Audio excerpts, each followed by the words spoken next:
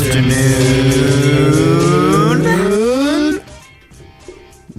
Chris. Hey, everybody. Hello. Welcome back. How you do? Why is this a thing? I do me. Are you doing you, Nick Evangelista, in Cincinnati, Ohio? I'm doing everything in sight. Oh, God. Don't move a muscle. I hope not everything. Hope you're being a little choosy about things. You know what you're not being choosy about? Movie selections. What do you mean? That is definitely not something you're being selective about. You know how I am with foods? Yes. Nick? Yeah. We've gone over this before. No, you should use the same scrutiny when you choose movies to talk about on this podcast.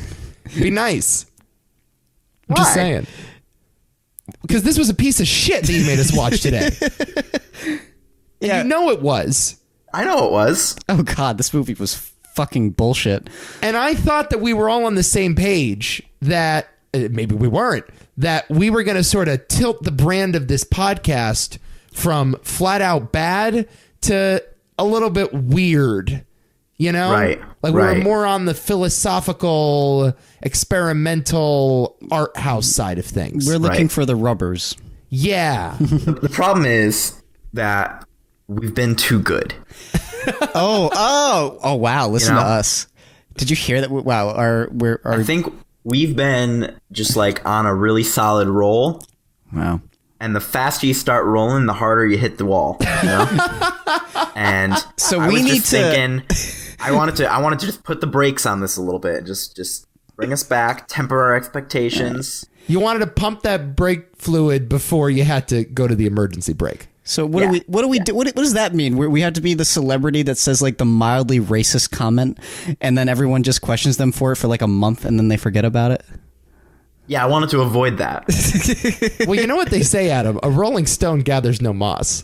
And so if we want to build the moss on the rock that is wise is a thing, we got to stop rolling so fast. So we're doing too good. We're doing too good. We have Well, no if we humility. keep going, Wow. if we keep going in that direction, what's going to happen is we're going to pick some weird avant-garde film that involves some like, it's going to be like some weird like Lolita shit or something, and then everybody's going to come after. It's we don't want that. You know, It we is a gotta rabbit hole. Yeah, I agree. If we get too artsy, So we need to do something that's just terrible. yeah. Okay. Especially because how can you really appreciate good movies if you don't watch some shit? This is real incredible logic. And Thank you. And I applaud you for that. That is patented Nick Evangelista backwards logic. Thank you. Which we all love. As I like to call it, cojil. Or kijol. That's right. Yeah, I did it backwards. I did it wrong. Oh, you said logic backwards. I'm looking how long it might take. Oh, I'm sorry, guys. This movie has me all hot and bothered. It's called Piranhaconda. You say this is a recommendation? Is that right? So, I have a list on my phone, generally of things that when I talk to people in person or when people write on the internet, they tell me like, oh, you should watch this, right? And this was on that list, and I specifically remember it being from, I thought somebody on Twitter, maybe Reddit, and after I told you guys, yeah, let's watch this movie, I went back and I could not find the recommendation for the life of me. Suspicious. I think somebody tweeted it. If you guys remember a few weeks ago, I tweeted like, hey, do you guys have any ideas for movies we should watch? And I got like 3 or 4 people. And you couldn't find that tweet. Well, I would like to give the person credit, or whatever the opposite of credit is, a demerit for recommending this. Blame. Yeah, that's accurate. So maybe I could find that. I don't know, man. This is just sort of the type of stuff that we did a lot of at the beginning. I mean, this is a Sci-Fi Channel original movie, Piranhaconda, so it fits squarely in line with the Sharknado series. I don't know why we just didn't do 3 more Sharknado movies, because we're way behind on that. True. We've only done like 1 or 2 Sharknados. We did Sharknado 3. Oh, okay. That's it? Yeah. And we never returned to the Sharknado series? No, yeah. That's Is that right? Oh. I've only seen the one Sharknado, so. The first Sharknado. Yeah. And that's about it. Did we do Sharknado? Was it Sharknado 3? Oh hell no, or was it Sharknado 2? Oh hell no, maybe. No, the Sharknado 2 is just called the second one, right? Yeah. Right. Okay, so Sharknado we did 3. Oh hell no. Yeah, okay. The thing I love about Sharknado 2 is that the subtitle, the second one, was, I believe, entered through a fan naming contest. Oh my god. I think that was the winner of the sweepstakes. Jeez, I would love to see what they wrote down. People submitted their best ideas for Sharknado 2, and the one that was chosen was the second one. That's the best they got. Jesus. That's seriously creative right there. Yeah. Genius. Yeah, I'm not seeing anything on. Trust me, I've looked. I cannot find this recommendation. When did we do that podcast with Rob? 2 weeks ago? Yeah. Did you live tweet Detective Pikachu? Yeah, I did for a while. Why did we never talk about that? You saw Detective Live Pikachu? tweet? I was starting to watch. I didn't finish it because fuck that movie. Is it awful? It's not very good. Yeah. Why? It's pretty terrible. Pretty terrible. It was that bad? Wow. I mean, if you like Pokemon and you have nostalgia, then you'll think it's fun, but it's not good. Okay. And I would say even if you like Pokemon and like the nostalgia aspect of it, you'll still acknowledge that it's not a good movie. Okay. How's Ryan Reynolds? He's fine. I mean, the thing is, I can't separate him from Pikachu. Yeah, I was gonna say I saw those trailers and I was like, I don't know how I'm gonna be able to watch this with. I can't watch that movie and be like, oh yeah, this is a Pikachu character. Like, it's not believable. It's like, this is fucking Ryan Reynolds hanging out with a kid. Yeah. It's so weird that that's the decision they made to go with a talking Pikachu for one, and he doesn't have the original Pika Pika voice, but to make him a detective. It's like this was supposed to be the first this is the first live action adaptation of Pokemon, correct? I think so. Yeah. So I'm not really sure why you would introduce mainstream audiences to something this like fan fiction, you know? Yeah. Something this far down the rabbit hole. It's almost like you're trusting the audience too much to know who Pokemon are. I guess that's true. I don't know. I feel like a live action Pokemon is like way overdue anyway. It's like we're only doing it now, and it came out this year? So the thing is, Detective Pikachu is actually a game. Oh, okay. First. Okay. So is it a was a popular Nintendo game? No. Not as far as the Pokemon games go. I mean, as far as a regular game goes, maybe, because it has that Pokemon brand slapped on it. But yeah, no, it was a game that came out in 2016. Oh, wow. So it's not even like an old game. It's not even like from the original canon or anything like that. But, you know, it was a game that came out, so the idea wasn't kind of completely out of nowhere. Did it incorporate the Pokemon theme song? Oh, I have no idea. The movie? Yeah, the movie. I thought you meant the game. Sorry. No, the the movie. movie. No, not like the fun one from the 90s. You don't hear Pokemon, gotta catch 'em all. You don't hear that? Might have been in the background somewhere at some point. See, this is so dumb to me. I don't. And also, I mean, the Pokemon in this thing were fucking terrifying to look Yeah, at. I heard, yeah. Like, they're just horrifyingly real. Or fake. Depends. I don't know. It's sort of the uncanny valley with some of them, and some of them are just like, that's not what I picture that looking like. It's like, another example of something that should not be live action, for Christ's sake. That and the Lion King. Oh my god. And then there's also, like, there's all these jokes in the Pokemon universe, or maybe they're not all jokes, but sort of weird facts that the Pokemon fan base has sort of... So, like, for example, there's this one Pokemon that has, like, a skull over its face as, like, a mask. Yeah, I've seen that thing. And then the official... It's like a dinosaur looking thing, right? Is it Cubone, maybe? Yeah.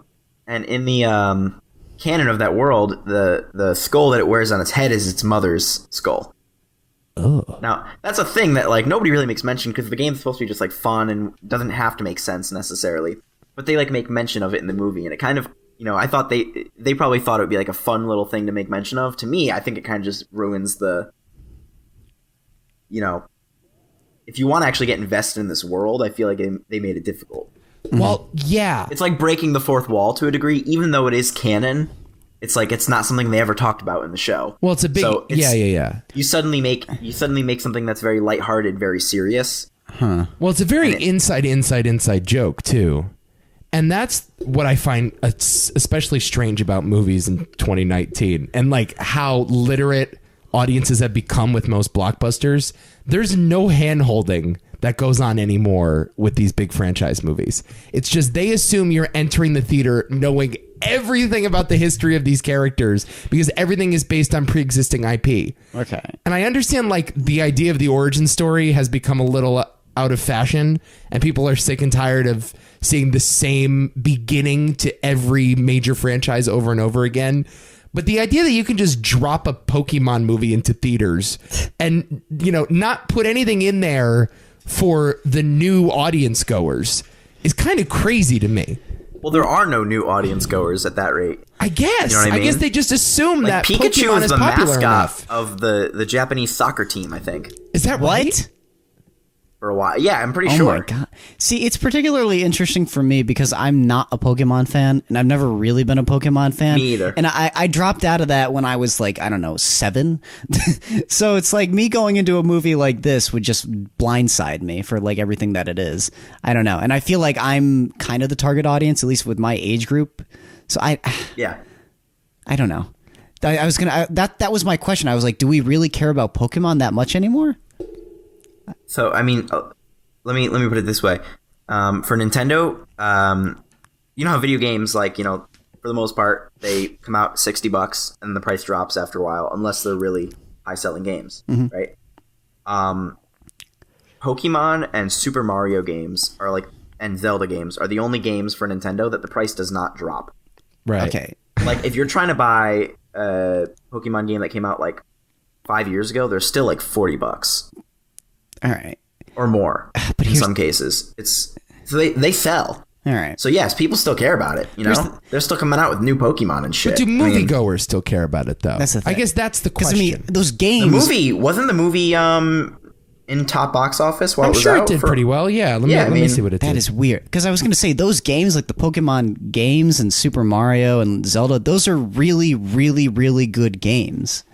In fact, they're I don't think the Pokemon games are. Oh, the Mario and Zelda are fucking amazing. I think the Pokemon games are just sort of rehashing the same old thing, and only just recently have they sort of started to add new elements to it. But the Mario games, like every Mario game that comes out, adds incredible new mechanics that you would never think of. I mean, they literally just revolutionize gaming every single time. Yeah. Did you play Breath of the Wild for Zelda though? I haven't. I played Odyssey. I haven't played Breath of the Wild yet. I do own it. Breath of the Wild is maybe the best game ever made. Yeah, it's amazing. Exactly. So yeah, and you know, so it did pretty well here. It made a little less than its budget, but it did very well overseas. Most of its gross came from overseas. So it made $430 worldwide on a $150 budget. So it did okay. It wasn't a failure. What I just find kind of confusing, I guess, is this contradiction between very mainstream style movies, like the Marvel movies, for example, are incredibly cookie cutter, don't have particularly high stakes, are not challenging on a cinematic level, but that expect you to know a lot of shit before entering the theater.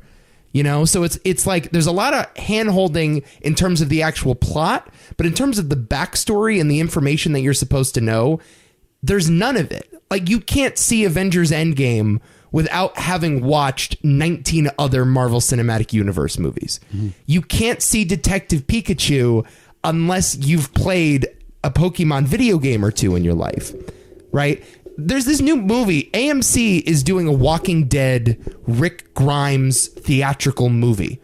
It's going to be like it's going to be released in theaters, and it's going to be a continuation of the Rick Grimes story since he's left the Walking Dead TV show. That movie is of no use to you unless you still watch The Walking Dead. You can't just go into the theater and watch So in this era of franchises and pre-existing IP, it's really confusing to me how filmmakers are afraid to challenge their audiences, but also feel no need to hold their hand in the origin story department. You know? Which is why I've talked about this too.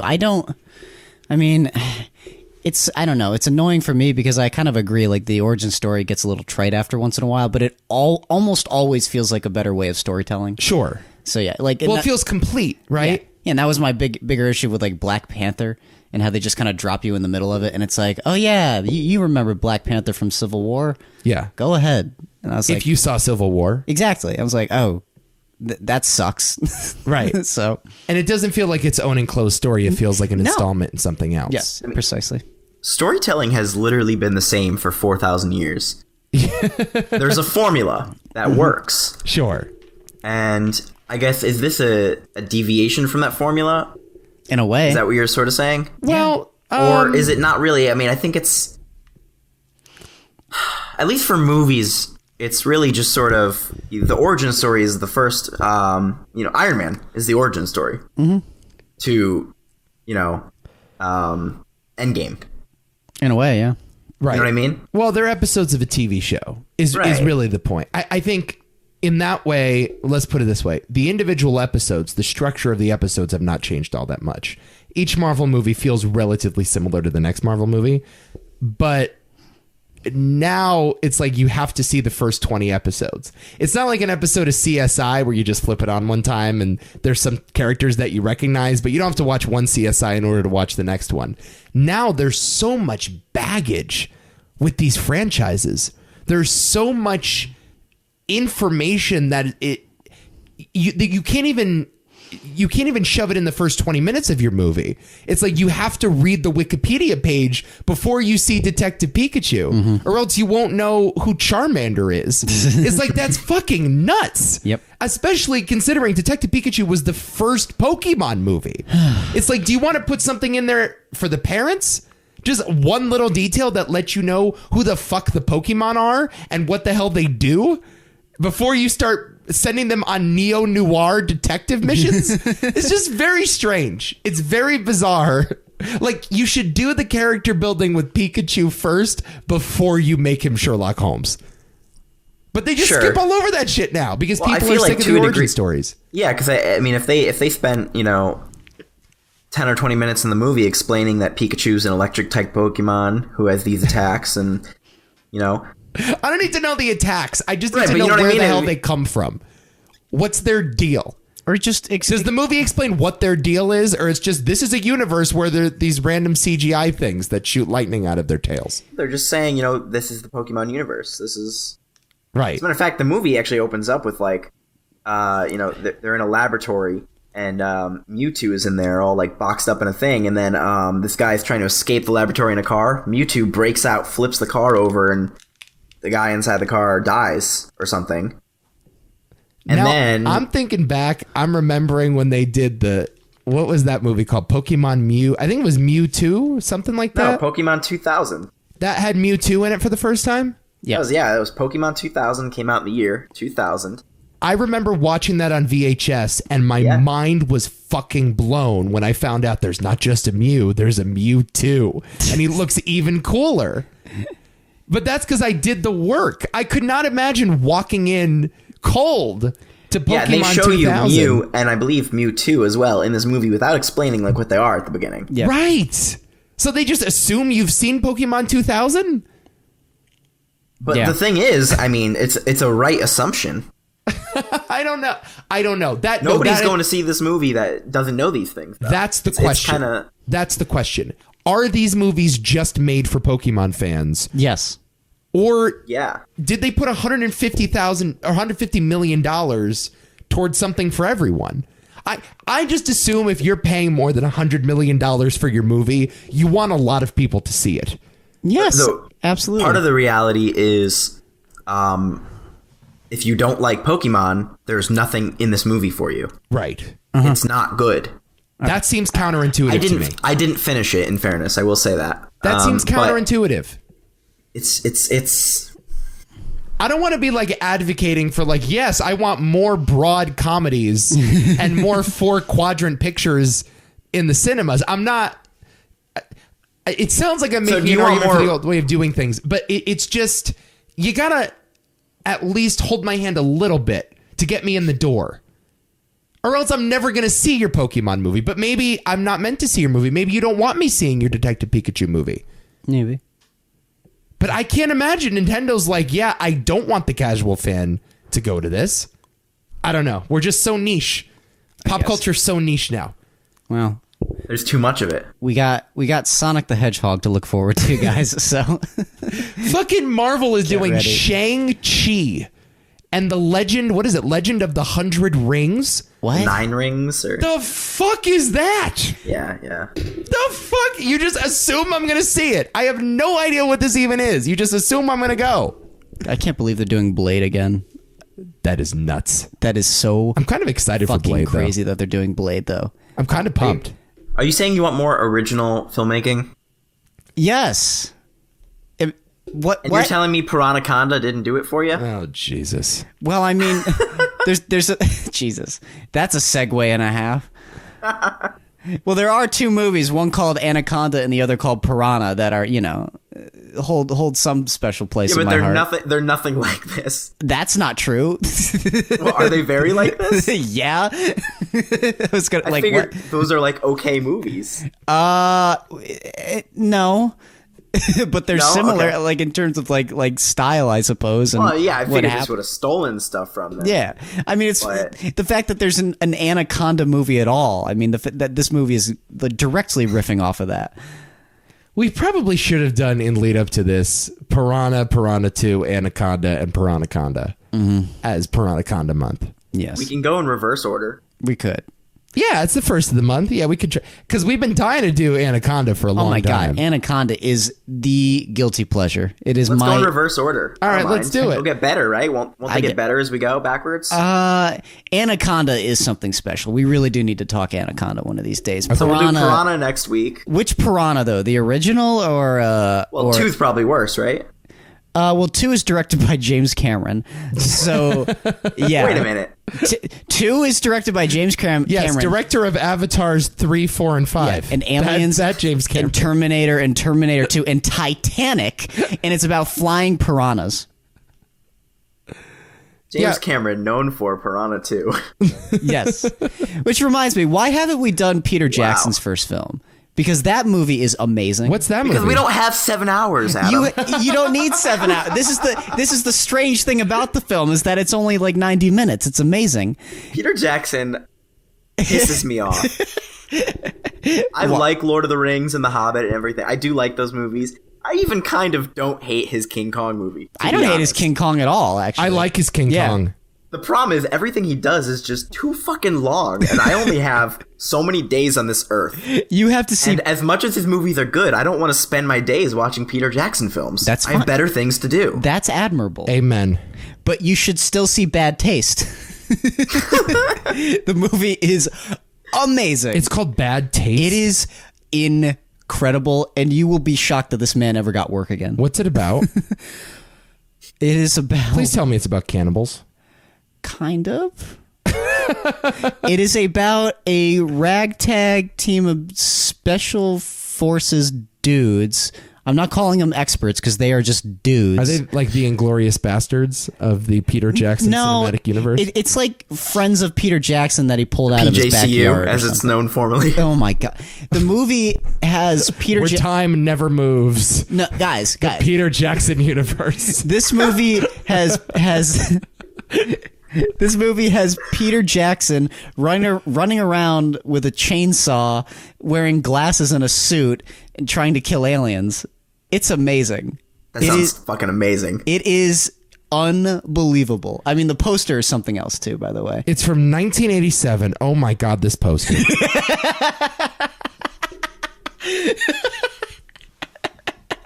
I told you. Wow. I don't know why we haven't done this yet. This movie is fucking batshit. And this guy was trusted with one of the most famous pieces of intellectual property ever put to text. Like, okay. Like, I can watch the first Evil Dead and be like, it's so low budget, so out there, but I can still see this filmmaker going on to do like something. You Right. know what I mean? But this is like I just don't get it. Like, I've never had such an intense case of why the fuck is this guy still working? You know, It's really that crazy. Wow. We need to do that. Oh, when does that new Lord of the Rings series come out? They're doing a Lord of the Rings series? Oh, come on. Yeah, You must have heard Amazon. of this. You know Amazon this. Prime. It sold for $1 billion. What? Amazon paid $1 billion for this series. Holy shit. You didn't know I don't this? know if No. Jeff Bezos is a big nerd. I've said this before. He's a big nerd. He loves Lord of the Rings, and I think he used to read all sorts of like high fantasy and play D&D and shit when he was my younger. God. So yeah. this is a little pet project of his. He wanted to recreate Lord of the Rings. Right. Not the movies, though. No, this is a like prequel, I think. Yeah. I think it's like young Aragorn, maybe. Did they get like Orlando Bloom in these folks? I don't know. I think it's a little too early on. I don't think any casting has been announced, as a matter of fact.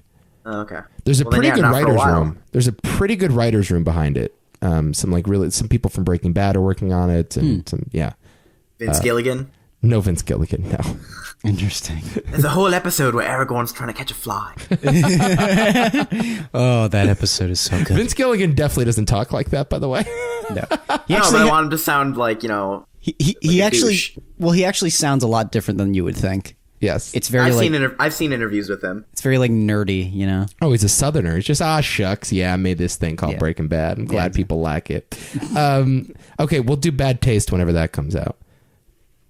So Piranha, we have there are a couple decisions we have to make here. We could do the original Piranha from '78. We can do Piranha 2, which was '81, directed by James Cameron. Yes. Which is Piranha 2, The Spawning. Or we could do the recent Piranha series, which was Piranha 3D. Directed by Alexander Aja, who just released Crawl. Actually. Word. Okay. But Sam Raimi was involved in Crawl. No, he produced it. He produced it. He slapped his name on it, Yes. yeah. Which was from 2010. Or we could do the follow-up to that film, Piranha 3 Double D, which was 2012. That sounds like some sexploitation. John Probably is. Gallagher did that movie, and I'm not familiar with his previous work. Here's my thought process is Piranha 1, Piranha 2, then Anaconda. Okay. What about Anacondas? Oh, no. There's a sequel to Are Anaconda. you telling me we could do 3 months on this? Yes, there is a sequel. Because there's also a Piranhaconda too. Oh God. Oh, my God. Jesus Christ. This is a So rabbit if we're hole. gonna dedicate Oh my God. a quarter of our year to this series, we might fucking- as well go all in. And we hated this one as is. Oh God. So No, I'm just saying, if we're gonna do it, No, we definitely have to do this now because it's summertime. We can't justify this in January, you know? with our podcast, we probably could. Okay, yeah, we'll talk about it off air then. Yeah, see, I've seen the remake of Piranha that has Richard Dreyfuss at the beginning getting eaten apart by fucking fish. It's really great. Yeah, Ving I Rhames can't is in that? imagine Ving Rhames is in anything that. better for the podcasters to listen to than us coming up with our ideas for next week. That's just We don't want to talk about Piranhaconda Nothing because better than a podcast that talks about its own podcast. seriously we could just say breaking like, those fourth walls. no, we could just be like, guys, we don't want to talk about this movie we just wasted our lives on. It sucked. Okay, let's dig in particularly why this movie is so bad. How about we do that? Let's get to the bottom of exactly what's so terrible. Besides all of the bad technical shit. Obviously, Well, it's it was produced by SyFy. Yeah. That's what's terrible about it. So estimated budget, by the way, I saw this on IMDb, $1 million. Oh my God. Yeah, I was gonna say 5 million or less. Yeah.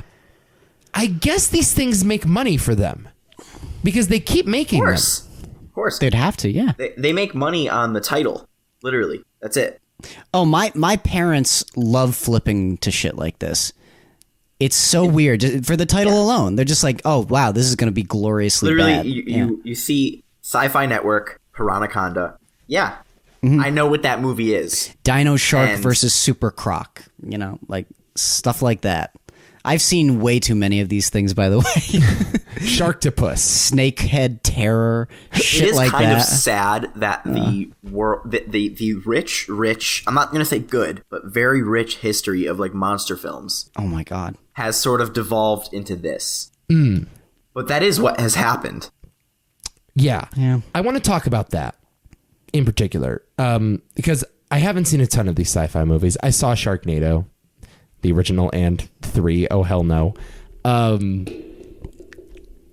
What's interesting about them is that they sort of throw away all pretense of horror. They, as you said, deliver exactly what you're looking for, which is a piranha anaconda hybrid killing people. Yes. The movie delivers on that, and it delivers on that, I would say, once every 5 minutes. A person is being murdered by a piranha anaconda hybrid. Mm-hmm. What that does, however, is remove all suspense around whether or not these people will die or won't die at the hands of this piranha anaconda hybrid. That is one note I did make as well, is they could have at least made the deaths a little more suspenseful or a little more interesting. There's no suspense. No. But they were incredibly quick. I guess that's the only word for it. It's just the snake would come up and it would just... and it's dead. Yes. There was no... I mean, the closest thing we got to like any sort of suspense was the woman who gets her leg bitten off right at the beginning and tries crawling away. But it's so poorly done, though. Like, there's instances Right. where she's crawling and you can see that her leg has grown back. So the problem is there's just a general disconnect in that way. And honestly, it being so technically bad makes the deaths less suspenseful. But I'm not so interested in what's technically bad. I'm interested in the intent of these scenes. Oh, yeah. Because this is actually an interesting exercise in film and what the pitfalls are of catering to an audience, right? That's something you hear all the time. I went to this movie expecting something and I got exactly what I expected. That is evidently what satisfying means, what the phrase satisfying means. And most moviegoers, I think, would say, I go to a movie looking to be satisfied. And if I dislike a movie, it's because those satisfactions were not met. It's a tough situation because you got to be careful what you ask for. If you don't hold back, if you don't use restraint, and you don't tease the audience just a little bit, you risk giving them too much of a good thing. And I'm not saying the content here is necessarily a good thing, but to just deliver on the title throughout the entire 90-minute runtime cheapens the effect of those moments. Yes. Right? You got to make me wait for the anaconda death. Tease me, damn it. You got it. And that's what horror is about. It's about teasing Play you. with my nipples, damn it.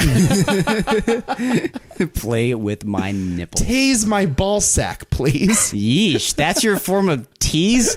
Wow, Nico. Yeah, all right. But this movie does none of that. So it's a good lesson. It's a cautionary tale for moviegoers out there. Or like people that watch TV shows and are like, oh, I wasn't satisfied by that finale. Well, Piranhaconda is down the checklist satisfying, but it sucks.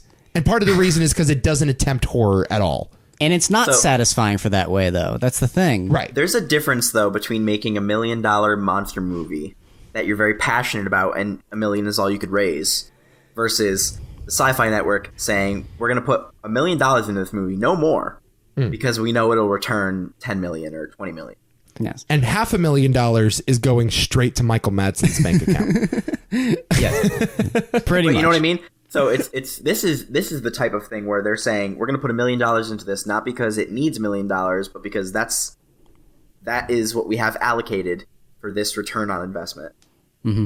We have not even thought about what the movie is going to be. We just know that if you slap the name Piranhaconda on it, put it on SyFy Network, and it costs $1 million to make, you'll get this return. It's a scientific formula at this point. Oh, that's still a classic tale, even in like major motion pictures. When they were making Alien 3, David Fincher was so fed up with the making of it that he actually went to the producers and he's just like, what are we doing on this movie? And they literally told him, you could film a pile of shit and slap the Alien title on it and it's going to make $100 million. Right. Yeah. But as you just said, David Fincher worked on Alien 3. Yes. And David Fincher certainly is following a muse. You know, he's looking to make something good. Yes. There are directors and cinematographers and actors working on Piranhaconda that don't seem to care. Yes. They don't care. No, not at all. To be clear, I mean, this is a paycheck. Well, I know SyFy doesn't care, but No, the actors, the directors, they don't care. Nobody cares. Nobody Jim involved in this cares about Wynorski, it. who directed this thing, who's been working, I guess, since 1984. That's when that's when he made his first movie. Like, this guy doesn't care either. So I think that, you know, for us regular folk, you know, the idea of being involved in film sounds like a dream career that you wouldn't want to take for granted. But I think people who've worked in the industry for a long time, who, you know, see the reality of it, they see, well, okay, I'm not going to make $1 million doing this. You know, I'm not going to be Brad Pitt, or I'm not going to be James Cameron. You know, they realize that for them, it's just a job. They go, well, if I want to pay my bills, I'm just going to make this movie. We're just going to go out, film it real quick, edit it, boom, get our paycheck. Everybody's happy. But what's so bizarre is that you don't enter Hollywood unless you have the wide-eyed optimism. Sure, I mean, you could say the same thing about, you know, Washington with a lot of, like, young congressmen or whatever. They get in there and they're, you know, I'm going to change Washington. And then, you know, 4 years later, they're just as bad as the guy they beat. Well, that's the thing. It does happen with many established filmmakers. Some of the best. I mean, that's what happened to John Carpenter and Brian De Palma or like Dario Argento.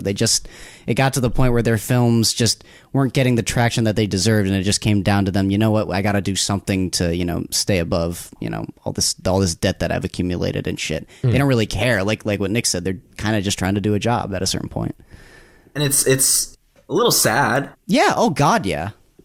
I just don't understand. If you're out there on location, you're shooting this movie, you have other people that are professionals that went to film school and that wanted to do this for a living. Why not try to make the best of it? I don't know. Like, it's the worst possible version of this movie that they produced. You could also argue to a degree, there's a reason that these people will never be those professionals. Yeah, maybe. There's a reason that we know David Fincher's name when he was in the same situation versus these people who were never going to know their names. Right. Because he, you know, as much as these people were doing this to him, he said, no, I'm going to make a movie, and I'm going to make a movie I'm proud of, or at least try. Yes. I'm going to know that every effort that I put in was the maximum effort. Exactly. You know? No, you're right. And I think that's the difference. Yeah, that's a fair point. I certainly felt that way about Michael Madsen in this movie. Oh God. And I've talked about this for a while. I actually think Michael Madsen had a lot of potential in the 90s to really be a solid leading man. And I don't know what it was. Maybe he just sort of got mixed up with the weird art house scene and was stuck doing exploitation movies and uber independent stuff. But I feel like this guy was great in Reservoir Dogs. Every time he pops up in a Tarantino movie, I really like him in it. I liked him in Hateful Eight a lot. He's a good-looking guy, or at least was a good-looking guy in the 90s. I just don't know how that guy didn't go on to make rom-coms. Well, a lot of times it could just be like what they're like behind the scenes too. Maybe. There's a lot of actors like that pop up for me where I wonder, like, what happened to you? And more often than not, it's because they had their own personal issues. Like Tom Sizemore is a Sure. good, you know, from Saving Private Ryan. Yep. Well, I always like him when he pops up in movies, but he's done a lot of just shit, awful movies like later on in his career, and that's because he's just so freaking difficult to work with. No one wants him, and he's got like drug problems and all that other shit, you know. So it could be one of those situations. It could be. You know, it happens a lot with actors. Yeah, man, this guy works a lot. He does. Oh my Lord, he's got at least 9 credits per year. Oh my God. Here's the thing is, you know, as much as he's making shit and he's probably not getting recognized, I bet you he is worth a lot of money. I bet you he's living very comfortably. Well, we'll find out later, won't we? And yes, we will. But, you know, I imagine that they actually went to Hawaii to film this. Yeah. I don't know. But Maybe. I imagine with the SyFy budget and we'll throw $1 million into it. I mean, they obviously didn't put a lot of effort into this film. A good chunk of that change was probably going to Hawaii and another good chunk of that change was probably renting the helicopter for that one scene at the beginning. Oh my god, yeah. And the rest of it was, just garbage. It was just like, well, we have throwaway money, Especially Actually was filmed in Hawaii, by the way. Yeah, of course it was, because in my mind, I'm thinking the actors who agree to do this movie aren't going because they want to make a good movie. They're going because that's free vacation. Yeah, right? No, you're right. Maybe. No, I'm serious. I really think that's because at this point, SyFy is pumping out these movies like crazy. And I imagine that's sort of part of their incentive to get the people to make them. It's just like, yeah, we'll send you to Hawaii. Mm-hmm. They don't care. It's fine. Let's play a game. Reservoir Dogs came out in 1992. Okay. That was Michael Madsen's chance right there. He's the best performance in that movie. He steals the show. You see him, you're like, oh my God, who is this guy? Cutting off ears and dancing to Stuck in the Middle with You. I'm going to go down the list, all the movies he did after Reservoir Dogs in 92, and we're going to see how long it takes before I name a movie that you recognize. All right. Straight Talk. Baby Snatcher. Fatal Instinct. Inside Edge. Trouble Bound. Beyond the Law. Free Willy. Okay. Oh yeah, So I think we've both heard of Total Instinct. yeah. No, not Basic Instinct. Fatal Oh Instinct. wait, Fatal Fatal Instinct. Fatal. Not Fatal Instinct. Not Basic Instinct. Fatal Instinct. Yeah, Fatal You're right. Instinct. You're right. Okay, never mind. You never So heard Free of Willy. Fatal Instinct? I'd heard Free of Willy Fatal- is the first one. I'd heard of Fatal for me. Instinct. You've heard of think Fatal Adam- Instinct? Never seen it, but I've heard of it. Yeah. I think Adam put his finger up at Baby Snatchers. Baby Snatcher Correct. sounds familiar too. All right, let's go again after Free Willy. Okay, how about not sounds familiar? Like you Like generally I know can the tell movie. me the plot. Yeah. Okay. Okay. Okay. All right, let's start So like again Free after Willy. Free Willy. We got Free Willy. Okay, that's about a fucking seal, right? Or no, a dolphin. It's about a fucking orca. Oh, it's an orca. Okay, whatever. Yeah, it's whatever. It's All right, here we go. Money for Nothing. A House in the Hills. The Getaway. Blue Tiger. Season of Change. Dead Connection. Wyatt Earp. Faladay. Species. Free Willy 2. The know that Adventure one. Home. I know that one. So I got 3 of those. You knew Wyatt Earp, right? I know Wyatt Earp, Species, and the last one, Free Willy too. We'll go again. Red Line. Man with a Gun. Mulholland Falls. Damn it! Not Mulholland Drive. The Winner. The Last Days of Frankie the Fly. No. Almost Blue. Donnie Brasco. Oh. All right, there we go. There's one. So, point being, this dude made only 3 movies that I recognize in the 90s after Reservoir Dogs. So maybe it's that people hated working with him. Tarantino certainly seems to like with him. Tarantino like working with him. He's worked with him time and time again. I just think he's making bad choices. You think so? I do. I just think he makes bad choices. It could just be that he just doesn't care that much about acting. He's doing it again just for a job. Sounds like it, honestly. Then why be an actor, man? I don't know. Be a fucking clerk at Target. He doesn't care about acting the way like Leo does. Like he clearly has fun with it. Otherwise he wouldn't do this many projects. But it's like, it's just a job. But I've seen Michael Madsen have fun acting Yes. before. I've in multiple Tarantino movies. He's good in Kill Bill. Yeah, he is. I like him in Kill Bill a lot. I mean, Hateful Eight, he's good in. It's just really confusing to me that you do Piranhaconda and I don't think I've ever seen a famous actor exert less effort. It was at the pretty end- pretty underwhelming. At the end of the movie, when he's like wrestling the egg away from the girl and he's like, give it back.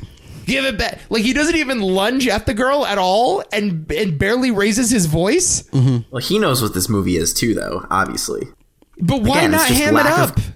lack of caring. He doesn't need to. That's the thing. Maybe he just doesn't care about this movie.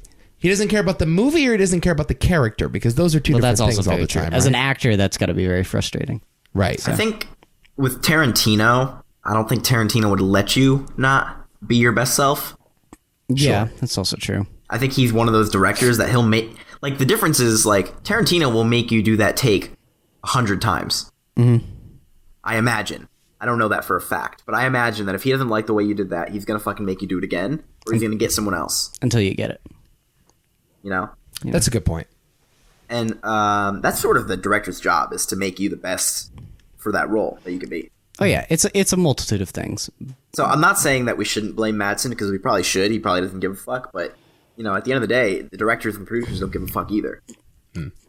But then it could just be really bad directors. I mean, Christopher Nolan averages 2 takes. Is that right? Mm-hmm. Is that your argument for why Christopher Nolan is a bad director? I didn't say Christopher Nolan's a bad director. Oh. But I think that's an interesting...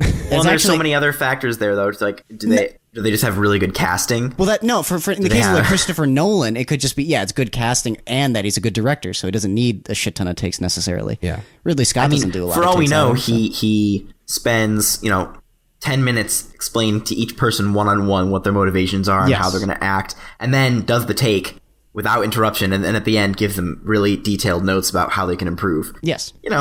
Maybe that's the case. I guarantee you most of this movie was one take, move on, like fucking Ed Wood or something. Whereas like Peter Jackson, I think, is like 100 takes. Oh god. I once heard that with Peter Jackson, back to him, like we said, he used to film a scene until it was perfect and then say, let's just do one more. I got another every time. Care to guess how many takes David Fincher does each? I got a each scene. I got a fun fact for you. There is a shot in the film Zodiac. And I know this story. It's an insert shot of Jake Gyllenhaal throwing a book on his passenger seat, right? And it's just a shot of the seat, book hitting the cushion. And David Fincher shot that one thing, that one little action, 150 times. He's like, do it again, Jake. Do it again, Jake. Do it again, Jake. This movie broke Jake Gyllenhaal. Yes. Jake Gyllenhaal fucking lost it on David Fincher. Oh, so did this movie. So did Robert Downey Jr. Of course. Robert Downey Jr. was pissing in glasses out of protest and leaving them around the set. And it's ironic because it's maybe David Fincher's best movie, but yeah.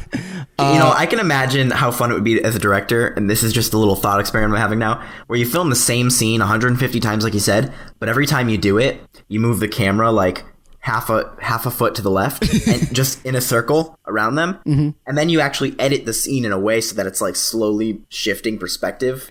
Oh my god, that's creepy. Wouldn't that be like very disconcerting to watch? He averages 50 takes. David Fincher per scene. Yeah, that makes sense. And there are horror stories of hundreds upon hundreds of takes for some things. Oh yeah. His whole thing is that he hates sincerity. He says he hates when like an actor is too sincere with their line reading. He says, well, it's not that his logic is so he wants them to like completely break to a degree. He doesn't want them to be. He wants them to let their guard down. Is really what it is. He says, I want to go beyond muscle memory. He's like, I want to do this so many times to the point where you come into the room and it's as if you've lived there 1,000 times. It's like, if that's what the scene calls for, if you need to be in your home and you need to look like you've sat in that cushion, your entire life, then maybe we have to do this 50 times. Yeah, it's like God. Because that reminds me like sort of with Peter Jackson too. Again, like I know in for The Hobbit, he, instead of creating like a path on the grass, he had a woman walk that path and hang her clothes up on the hang line and then walk back every day, multiple times a day for like 3 months to actually make the path. Right. You want to know what that path significance is in the movie? It's in the background. Yeah. Right. You don't notice That's it. You don't notice it. That's my problem with method acting, as we've discussed. Yeah. Like, and the difference between someone who's like actually trying to look sleep deprived instead of just faking it is that the audience really doesn't know the difference. Exactly right. So, well, that's my thing with Fincher. Like, again, I haven't seen all these takes. I know he makes great movies, but would the movies be that much worse if we use take 20 as opposed to take 100? That's the real question. I don't think so. I imagine not. Maybe not. Yeah. I mean, he's not working with amateurs here. He's working with some of the finest actors on the planet. He gets big names working on his movies, and they like. It's very unlikely Brad Pitt and Morgan Freeman aren't going to deliver great performances in Seven. Another great thought experiment for David Fincher would be to film a movie using the best take and the first take and show both of those movies side by side. But how do you even choose what the best take is? That's another thing. That's like when we had to deal with like Titler. I'm saying whatever take he would choose versus the first take. Yeah. Right. For every scene of the movie. Yeah, but how does he choose? But it's so subjective is the thing. That's the thing. It's like you have to sift through like 500 hours of footage. if I'm in the editing bay and I have 150 versions of a book being thrown on a seat cushion, it's the most overwhelming feeling in the world choosing one. Like I didn't even know where to start with that. Like it would be so much pressure knowing you have to pick the best take out of 150 just to keep my sanity. I would insist on doing less takes. Oh God, it's way too much pressure. I feel that all the time. How much of it do you think is just an act? So he sort of has that persona. Some people are just crazy. Yeah, like Kubrick was kind of the same way, but Kubrick did it because he's a mad genius of film. Yeah. So it's I don't know. I feel like some of these directors could just be like, I want to be held to that same standard as Kubrick, so I have to act like that. But then the problem is you'll get like too laid back, and you'll get like Clint Eastwood's or like latter Clint Eastwood's, where they just like just do your thing. Sure. And then the movie has like it feels like it has no direction. It's just shot okay. Right. Yeah, it's tough. I think also a lot of these guys feel like torturing actors is the only way to get the true artistry out of them. Yeah. And that I think is kind of flawed too. We've talked about that in the past. You can be nice to people on set and still make good movies. Yes, I agree. I don't think you have to subject your subjects to psychological torture. I do, but at the same time, I agree. I agree. There is a slight disconnect. Like I can, like watching like a Christopher Nolan film, I can tell he's not like doing this as many times as he probably should in certain scenes. So, but whereas like someone who like hits a nice medium, like Scorsese, for example, it's like, yes, he gets it. Right. You know what I mean? Right. And it's also, he knows when enough is enough. Yes. It's like he knows when he has the take and he just, it's not about the process. It's about just getting the right material. You know who the best example honestly is, and you can actually watch him do it, is David Lynch. Yeah. You can just see him like doing a few takes, man, a couple more, and then he just hits this epiphany where it's like, okay, we got it. We're done. But the guy is also very generous with his actors. That's also true. Yeah. Which is no matter what, you can't get away from David Lynch. No, we man. can't. We're obsessed with him. He's the best. He's probably one of the best underrated, right? Yes. Maybe. No, he's you expect him to be this mad genius Kubrickian type, but he's really not. He's actually very gentle and caring on set. You see the behind the scenes footage of that. And it's like, yeah, he just wants to get the best take. It's the material itself is insane, but he's actually a very good traditional filmmaker in that way. I saw this clip of him, and you got to see it. It's him in the behind the scenes of Twin Peaks: The Return, and he's directing this kid and just telling him to cry. Yeah, he's like, the best. just cry. It would be so beautiful. Could you just roll around on the floor like a little baby and just cry? I may pull up that clip right now just to listen. Did he get him crying? Did he cry? Yes, and at the very end, you could just see his reaction, and it's like, I got it. Right. I got the shot. That's exactly it. It's amazing, and it's so funny. Oh my God, I love it. Yeah, but also like someone like David Lynch wouldn't work in Hollywood unless people enjoyed working with him. Yes. That's the thing too. That's also true. Like he wouldn't get budgets of $20-30 million to do something like Inland Empire if actors didn't enjoy spending time with him on set. Like he couldn't get away with having a David Fincher like personality. His movies aren't mainstream enough. And as much as I love David Fincher, if I'm directing a movie and I'm on set and I'm shooting digital and then I say let's delete the last 50 takes, I would never say that to an actor. Right. That would piss them off to oh my God. So how many takes do you think Sharknado was filmed in? Or not Sharknado, Piranhaconda was filmed in? On average? Half a take. Yeah. On average, half. Real quick. Here's David Lynch. Start making your noise. Start making your noise. Roll around on the floor and make your noise, Alden. Here we go. Can you make your noise? Alden, if you could start crawling on the floor and making some noise, that would be so beautiful. Cry for me. Crawl on the floor and cry like a little baby. Can you do that, Alden? Can you cry out like a little baby for the film? It would be so beautiful. Crawl over there and crawl around and cry like a baby. See, real loud. Can you do it? Can you do it? Crawl and cry like a baby. Alden, do that thing. That would be so beautiful. That's great, like that. Can you make noise? Keep making noise. Make some crying noises, some sad, loud crying noises. Don't be happy. Don't be happy. Roll around and be upset. Roll around and be upset. I love the little lullaby music in the background. Oh my god, it's great. It's so great. It makes me so happy. It would be so wonderful, Alden. Oh, it would be so beautiful. He's so genuine. Yeah. He is.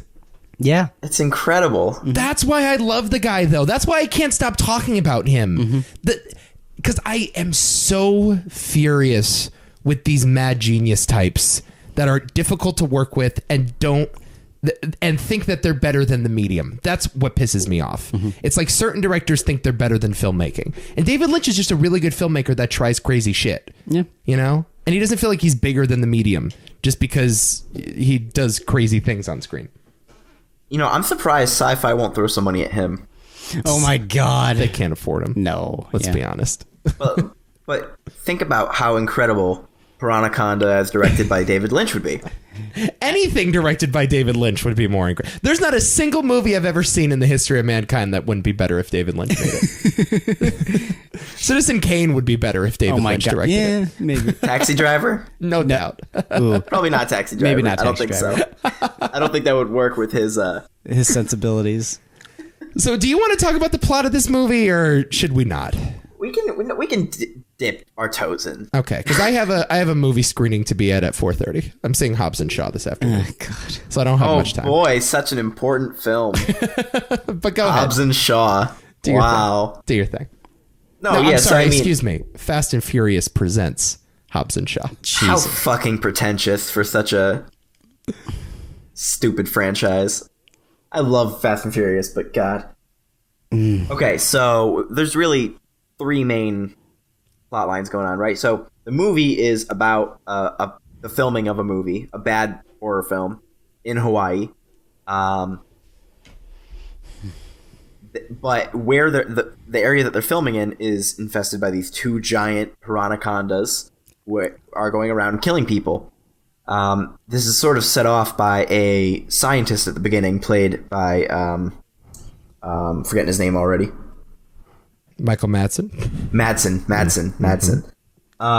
He plays a scientist, and he takes one of the eggs from the piranhaconda, and that's pretty much what sets it off in the killing spree. Yes.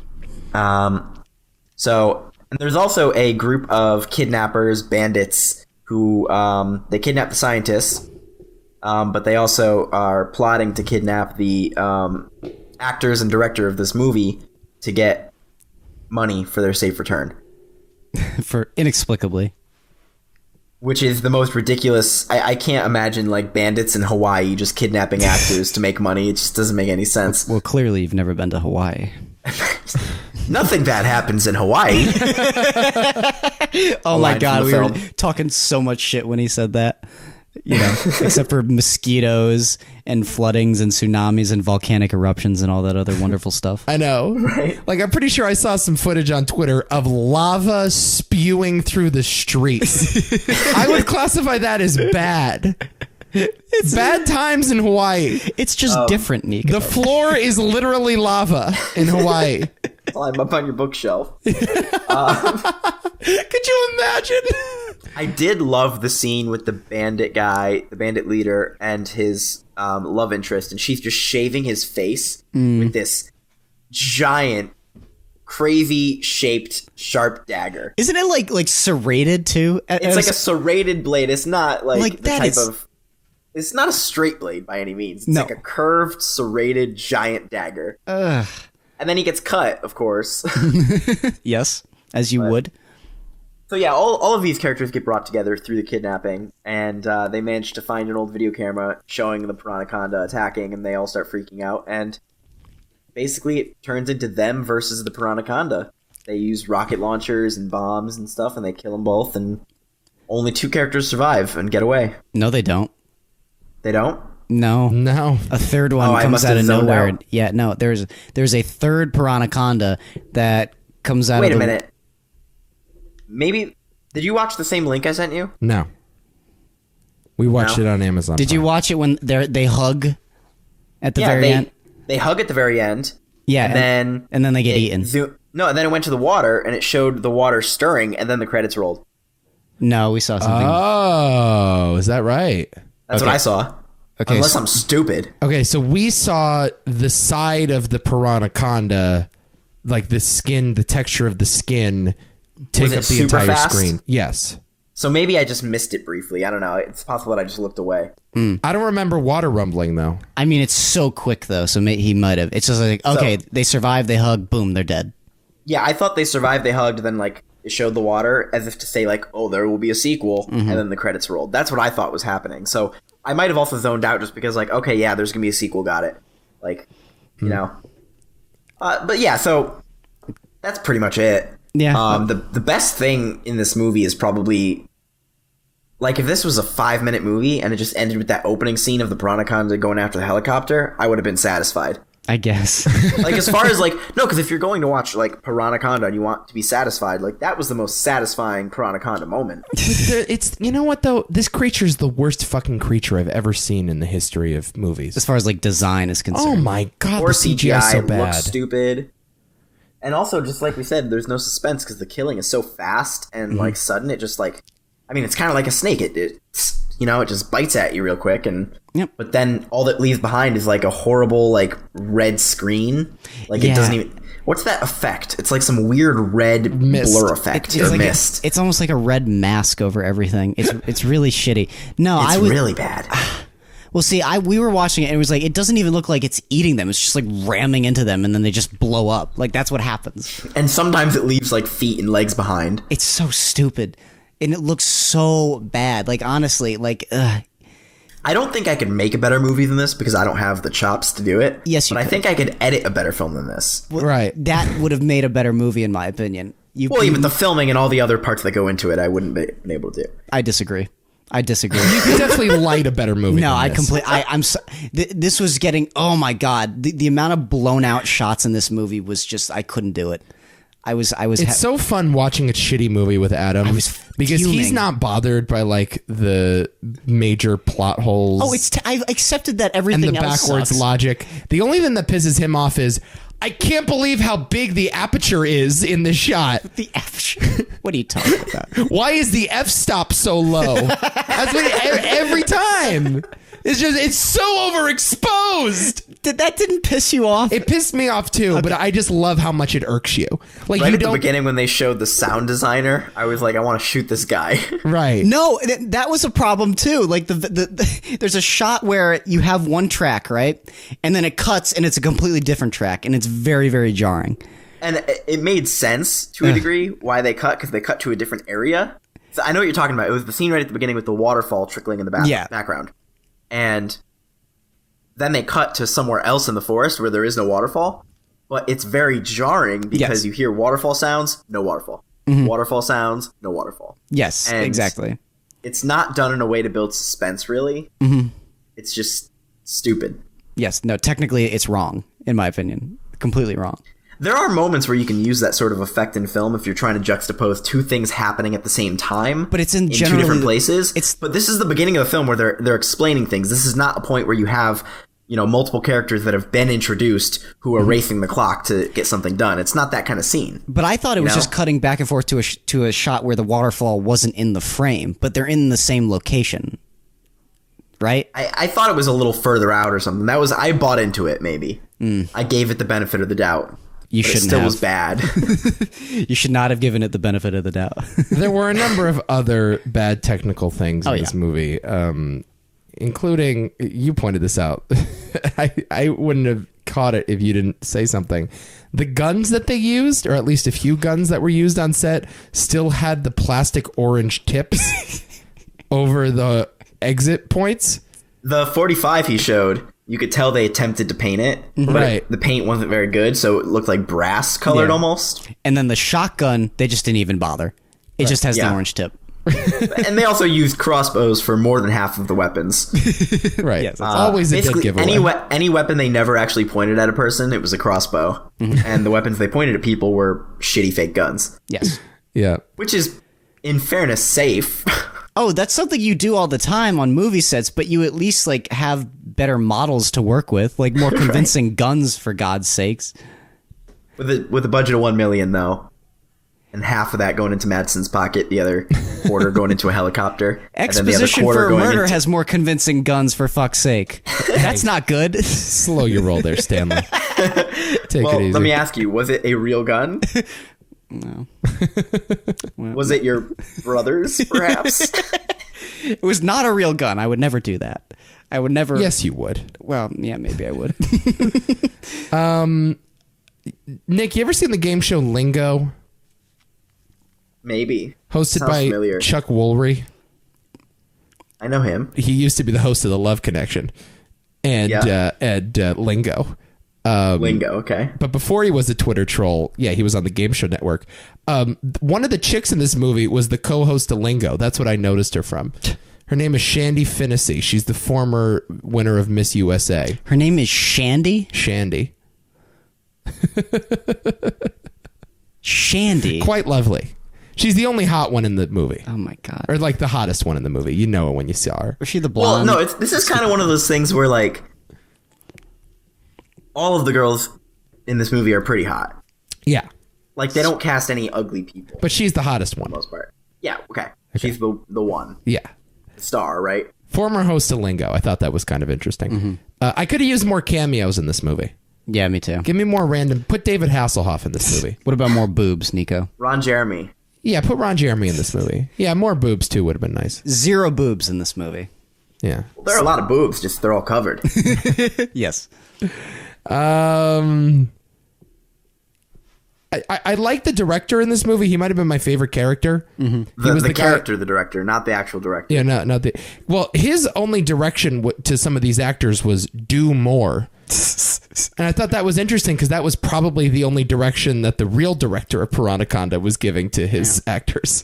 I don't know. I feel like that was the only direction he should have been giving to his actors, actually. What do you think was a higher quality film? The fictional movie that was the subject of Piranhaconda or the actual movie Piranhaconda? That's a good question.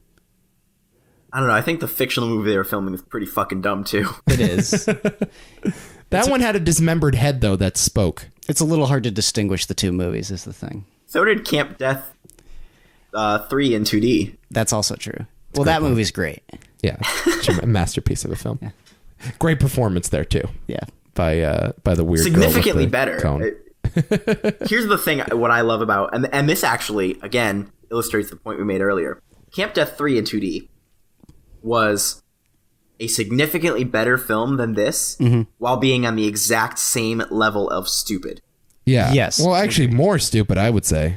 Maybe more stupid. But than like, this. no, but like, it comes down to the passion project versus the cookie cutter, investment from the producers saying, we'll make this amount of money. no, but here's what we were saying as well, is that this movie is just fucking lazy. And I as technically inept as Camp Death is most of the time, I wouldn't call that movie lazy necessarily. No, No. it's not lazy. No, not at all. Very busy. There's Yes. a lot of work put into it Very from busy. everybody. Oh god, yeah. Yeah, man. Look, I am not above low art. I Yeah. mean, I do a podcast called Why Is This a Thing? And we do a lot of these movies. And I'm in love with The Room. Like, I saw The Room, and it was a life-changing experience for me. And I just saw Once Upon a Time in Hollywood, and that's a movie that is in praise of some of the lower art fare of Hollywood and the TV shows that didn't get a second look. And I think that those are valid pursuits to pay homage to those types of movies or even make those types of movies.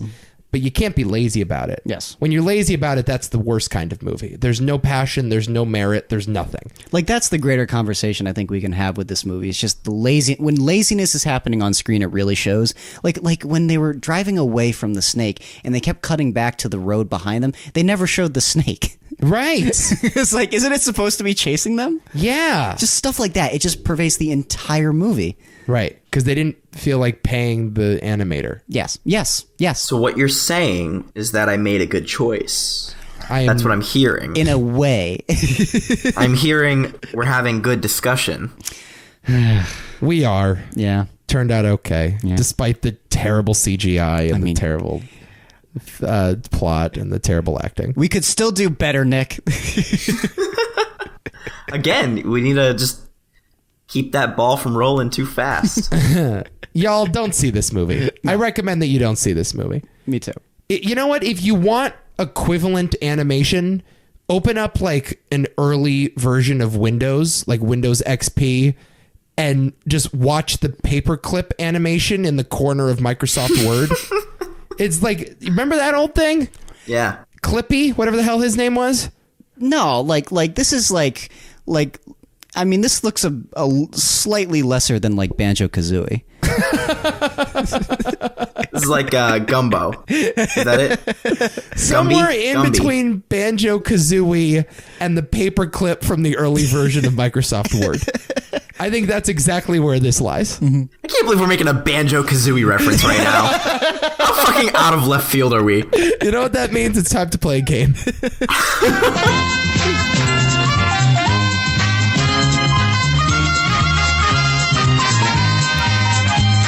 How many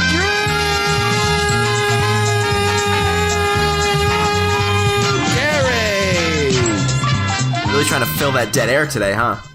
What's that? Really trying to fill the time today. I am. I'm stretching. We should just do that, like we just have you saying how many Drew Careys for like a good like hour, just on loop. I can do it. You should do that. Like No, the Drew's got to be the hour long though. yeah. Like why is this podcast so long? Wow, they really went in depth on this one. I can't believe there was that much to say about Sharknado 4. It's a 5-hour long podcast? What? That would be a really good bit, like a 45 second, Yeah. 45 second to a minute long Drew. Right. They have that much to say about Columbo season 2? What? Michael Madsen. Oh yeah, like Give me the net worth of Michael Madsen, please, in increments of Drew Carey. Drew Carey, of course, $165 million. Michael Madsen hasn't done a film of note since 1992. I'll go ahead and guess first. All right. I will say it takes about 8 Michael Madsen's to get to one Drew Carey. Wow. About 20 million. That is very generous. I think that he's just cashing checks. I'm going half of that. He's worth 10 million, so that's 16.5. Oh, thank Christ. I'm going 165 Michael Madsens to get to $1 million. He's worth $1 It's million. possible. 10 Again, million. I feel like he does have a pretty big name, and he's doing a lot of movies. And these movies, they're not good, but I mean, I'm sure they're making money. Oh yeah. They're low budget. I'm sure he gets a little bit of a pay every time Stuck in the Middle with You plays. I mean, think about it. Like if he does 9 films a year, like It's a lot of money. He doesn't get a piece of it every time Stuck in the Middle with You plays. I know. Shut your mouth. But wouldn't that be great? Hey, he made that song famous. Well, Tarantino did, but still. if he's doing 9 or 10 films a year, though, he could be making $1 million a year. Yep. Without it being too unreasonable. That's what I'm saying. All right, so 20 million, 10 million, 1 million are the guesses. Mm-hmm. Well, I have good news for you, everyone. Someone got it exactly right. Yeah. It's probably Adam. The actual net worth Or it's Nico. of Michael Madsen is $10 million. Yeah! Adam, you just won another edition of How Many Drew Careys?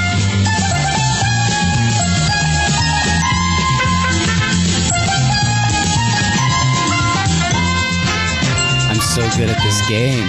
You're definitely cheating again, aren't you? I am not cheating. Wow. Do you want to see Once my a cheater, browser? always a cheater. Do you want to see my browser history? It's just porn. Nice to see You know you. we don't want to see your browser history. It's just porn after porn. Actually, what do I have? Michael Swan, Piranhaconda, Tuco and Breaking Bad, Piranhaconda. Okay. That's it. So porn. Yeah, essentially. Your version of pornography. Yeah. Hentai. All right. Well, next week we're gonna delve deeper into the extended Piranha Anaconda universe. I guess we're doing a Piranha movie, right? Yeah. We'll make up our minds off air, and we'll let you guys know. But all of a sudden, August has become Piranhaconda month. Oh man, we make such terrible choices. We're not tired of the shtick. No, never. What, dedicating an entire month to something stupid? Yeah, essentially. Listen, Chuck Barris month. will forever be the best decision we ever made, I think. By a good mile. Yeah, but I think we've been chasing it for far too long. We've been chasing it, and we're just never going to hit that again, guys. Oh, we'll hit it. We'll hit it. You think so? It's never as good as your first time. That's true. All right, let's get out of here. I will play you out to the theme song of Piranhaconda by some I was artist going to recommend this, named actually. Trilla Sonora. Here's Piranhaconda from 2012.